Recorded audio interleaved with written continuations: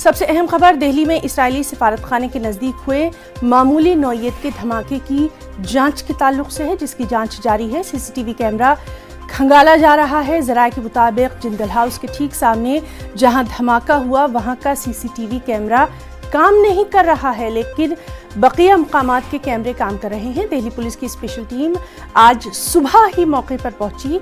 उसने धमाके के मुकाम और अतराफ का जायजा लिया। स्पेशल सेल से जुड़े ज़राए के मुताबिक धमाके का मकसद दहशत फैलाना मालूम होता है।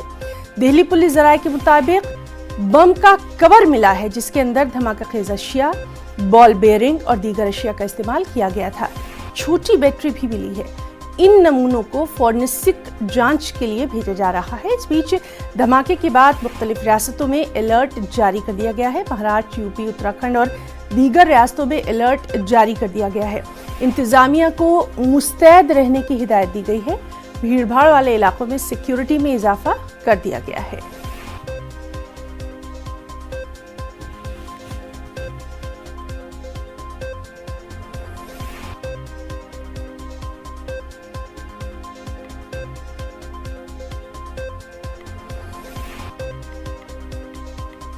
नाज़रीन, आपको बताएं कि दिल्ली में इस्राएली सिफारतखाने के नज़दीक हुए मामूली नौयत के धमाके की जांच जारी है। सीसीटीवी कैमरा फुटेज को देखा जा रहा है और अभी तक की जो जानकारी सामने आई है उसके मुताबिक जिंदल हाउस के ठीक सामने जहां धमाका हुआ वहां का सीसीटीवी कैमरा काम नहीं कर रहा। बकिया जगहों के कैमरे काम कर रहे हैं। दिल्ली पुलिस की स्पेशल टीम आज सुबह ही मौके पर पहुंची। धमाके के मुकाम और अतराफ का जायजा लिया गया। स्पेशल सेल से जुड़े ज़राए के मुताबिक धमाके का मकसद दहशत फैलाना दिखाई दे रहा है। दिल्ली पुलिस ज़राए के मुताबिक बम का कवर मिला है, जिसके अंदर धमाका खेज अशिया, बॉल बेयरिंग और दीगर अशिया का इस्तेमाल किया गया था। छोटी बैटरी भी मिली है। इन नमूनों को फॉरेंसिक जांच के लिए भेजा जा रहा है। इस बीच धमाके के बाद मुख्तलिफ रियासतों में अलर्ट जारी कर दिया गया है। महाराष्ट्र, उत्तर प्रदेश, उत्तराखंड और दीगर रियासतों में अलर्ट जारी कर दिया गया है। इंतजामिया को भी अलर्ट किया गया है। चलिए सीधे रुख करेंगे हमारे नुमाइंदे सुशील पांडे का। सुशील, आपसे जानना चाहेंगे अभी तक की जांच रिपोर्ट में क्या कुछ निकलकर सामने आया है? जी देखिए, साफ तौर से मैं दिखाना चाहूँगा पहले ही ना, देखिए ये वो फिलहाल स्पॉट है जहाँ पर आला अधिकारी जो हैं फिलहाल कल रात से ही यहाँ मौके हुए हैं। आप देख सकते हैं लगातार भी स्पेशल सेल के जो तमाम जो ऑफिसर्स हैं वो यहाँ पर मौजूद हैं। इन्वेस्टिगेशन जो फिलहाल है हिना वो चल रही है और इस मामले में दिल्ली पुलिस की जो क्राइम ब्रांच है, आप देख सकती हैं जहाँ पर खड़े होकर उन तमाम जगहों पर जांच की जा रही है कि यहाँ पर और क्या क्या स्पॉट पर चीज़ें मिल सकती हैं। हालांकि लो इंटेंसिटी से ब्लास्ट था, लेकिन हिना सबसे महत्वपूर्ण बात देखिए, जो तमाम एजेंसियां हैं वो फिलहाल उनके पास इन्वेस्टिगेशन की चीज़ें हैं वो जांच कर रही हैं। तो निश्चित रूप से अपने आप में ये कहीं ना कहीं एक जितनी भी जरूरी चीज़ें हैं, प्राइमरी जो एविडेंस हैं उनको फिलहाल कलेक्ट किया जा रहा है। साथ ही साथ ये बताया जा रहा है कि थम्स अप के कुछ टुकड़े भी मिले हैं, उनको भी जांच में लाया जा रहा है। सीसीटीवी फुटेज जो है वो खंगाला जा रहा है, क्योंकि ये जो पूरा इलाका है ना, ये बहुत ही फिलहाल सेंसिटिव जोन है और निश्चित रूप से और सेंसिटिव जोन के आधार पर इस इलाके के पूरे जो सीसीटीवी फुटेज है उनको खंगाला जा रहा है।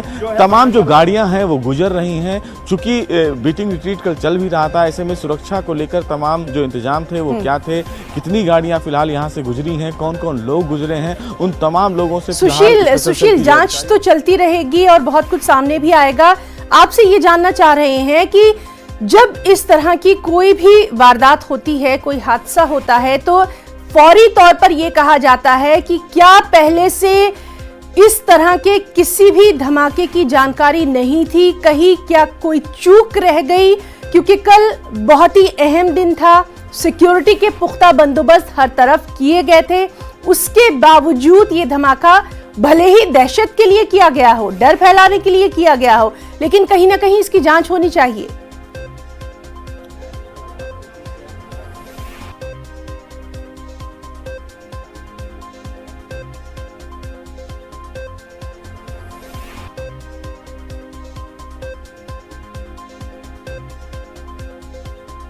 सुशील, आपको हमारी आवाज आ रही है? जी बिल्कुल ही ना, बताएं। सुशील, आपसे ये जानना चाह रहे हैं कि क्या इस तरह का कोई पहले से इनपुट नहीं था, क्या इस तरह की कोई जानकारी नहीं थी? कहीं ना कहीं ये बात तो सामने आएगी।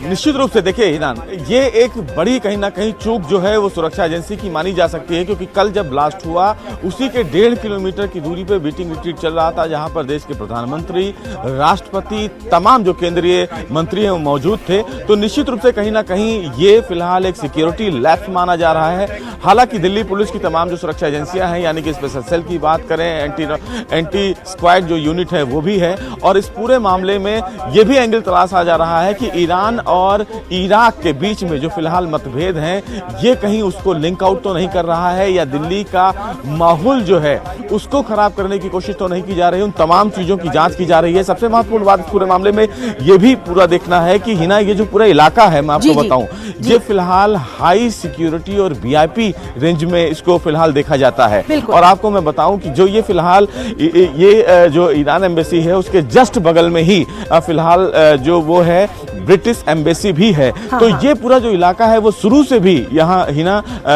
हाई सेंसिटिव जोन में है। सबसे महत्वपूर्ण बात इस मामले में हिना ये भी देखना बेहद अहम होगा कि जो आईबी का इनपुट था, उस इनपुट के आधार पर भी यहाँ पर कल जब बीटिंग रिट्रीट होने वाला था, उससे 3 घंटे 4 घंटे पहले ही यहाँ पर जो सिक्योरिटी है वो बढ़ा दी गई थी। ऐसे में कौन लोग थे जो फिलहाल इस सुरक्षा के जो घेरे हैं उसमें बीच में घुसे हैं, पेड़ों के बीच में? आप देख भी सकती हैं, मैं आपको दिखाऊं कि जो क्राइम ब्रांच की टीम है, आप देख सकती हैं, जांच कर रही है, और उसी जगह पर लोकेशन जो दर्शक देख भी रहे होंगे, आप देख भी सकती हैं हिना, वहां पर जो अधिकारी हैं वो उस तमाम चीजों को निकालने की कोशिश की जा रही है। जहां पर ब्लास्ट हुआ था उसके आसपास की जो मिट्टी है उसको भी देखा जा रहा है। जो बहरहाल तो पूरी तरह से जांच जारी है, क्या कुछ निकल कर सामने आएगा उस पर भी नजर बनी रहेगी। सुशील, आप हमारे साथ रहिए। हमारे साथ मुंबई से हमारे एक और साथी प्रशांत पांडे भी जुड़ रहे हैं।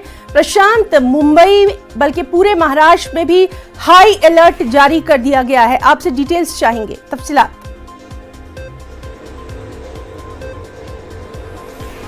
जी बिल्कुल, देखिए जिस तरह से दिल्ली में आतंकी हमला हुआ उसके बाद से मुंबई में सभी एजेंसियों को हाई अलर्ट पे रखा गया है। खास तौर पर जो इमरजेंसी यानी जो हाई सिक्योर इलाके हैं वहाँ पर एजेंसी बढ़ा दी गई है। और सिर्फ मुंबई पुलिस ही नहीं, मैं आपको बताऊं जितनी भी एजेंसी, चाहे वो एटीएस हो या फिर क्राइम ब्रांच हो या फिर अलग भी जो उनमें जो आते हैं, तो उन सभी को अलर्ट पर रखा गया है। और अब जांच का ये दायरा दिया गया है कि आखिर दिल्ली में इस तरह का आतंकी हमला होता है तो कहीं उसके तार मुंबई से क्यों नहीं जुड़े हो, क्योंकि हमने हमेशा देखा हुआ है कि अगर कोई भी आतंकी हमला होता है तो उसके तार कहीं ना कहीं मुंबई से जुड़े आते हैं। इसी बात को ध्यान में रखते हुए कोई लापरवाही मुंबई पुलिस की तरफ से नहीं इस्तेमाल किया जा रहा है, और इसी बात को ध्यान में रखते हुए हर जगह पर हाई अलर्ट जारी किया गया है। सारी एजेंसियां जो हैं उन्हें अलर्ट पर रखा गया है, और खास तौर पर मैंने ये देखा है कि जहां पर नाकाबंदी है, साथ ही साथ जो स्पॉट है उनको अलर्ट पर रखा गया है, ताकि किसी भी प्रकार की कोई दिक्कत मुंबई में किसी प्रकार की ना हो। और कुल मिलाकर देखा जाए कि अब जांच का जो दायरा बढ़ाया जाएगा, क्योंकि हमने हमेशा देखा है कि मुंबई के साथ साथ आतंकी हमला जो उसका कनेक्शन होता है हमेशा देखा गया है। और अब देखना ये होगा कि अगर जांच आगे बढ़ता है तो क्या इसका कनेक्शन मुंबई से आता है, क्योंकि अब जांच के दायरे में जो आरोपी आएंगे या फिर आतंकी आएंगे, उनके कनेक्शन, उनके कौन से जो लोग गिरफ्तार होंगे उनके तार क्या मुंबई से कनेक्ट होते हैं, अपने आप में बड़ी बात होगी। लेकिन हाँ, मुंबई में हाई अलर्ट जारी कर दिया गया कल रात से ही जो है। जी, तो दिल्ली का हाल हमने जान लिया, हमने महाराष्ट्र का जान लिया, मुंबई का जान लिया। अब हम रुक करेंगे लखनऊ का। हमारे साथ मौजूद हैं हमारे नुमाइंदे तारिक कमर। तारिक, आपसे जानना चाहेंगे, उत्तर प्रदेश में भी हाई अलर्ट जारी कर दिया गया है, अभी वहां पर क्या कुछ हालात? जो हालात हैं वो तब्दील होते हुए तो महसूस हो रहे हैं, और जो हाई अलर्ट जारी किया गया है उसके पस मंजर में यही है कि तहफ़्फ़ुज़ी इक़दाम को ज़रूरी बनाया जाए। हालांकि देखिए, जहाँ तक पुलिस फोर्स की तैनाती का मसला है तो वो 26 जनवरी के मौके पर पहले ही तैनात कर दी गई थी। और जब हम देखते हैं कि चाहे वो यौम जमहूरिया हो या यौम 15 अगस्त का मौका हो, तो उसमें हम ये देखते हैं कि इस अंदाज के जो तहफ़्फ़ुज़ी इक़दाम हैं वो पहले से बढ़ा दिए जाते हैं। लेकिन फिलवक्त जो ये कदम उठाए गए हैं, इनके पस मंजर में बहुत सारी चीजें हैं, आपने हमारे नाज़रीन को बताया भी।